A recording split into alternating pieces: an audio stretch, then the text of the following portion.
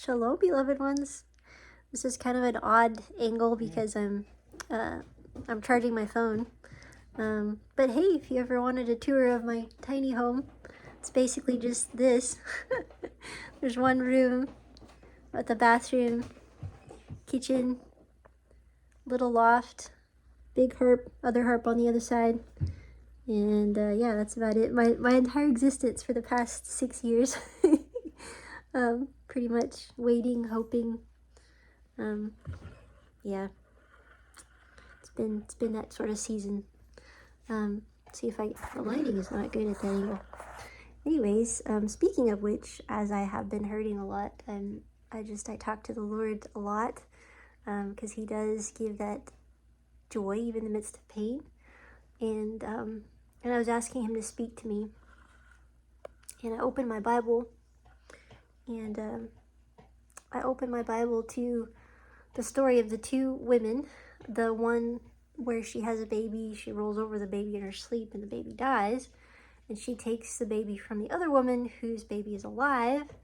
When that woman wakes up, realizes the other woman took her baby, and these two women present themselves to the king about this matter, because they're like, this is my baby and this is my baby. You guys know that story. Anyways, and the king, in his wisdom, says, all right, I will divide the baby in half. And the rightful mother says, no, don't do that. She'd rather sacrifice having that baby for the baby's life. The other woman didn't have that same care. And the king knew then who the rightful mother was, and that baby was restored to the rightful mother. And I was like, God, how does this apply to me? It seems like such a random story, but nothing that the Lord shares is random. And it's interesting, I thought it was kind of a random story before, even when I've read it before.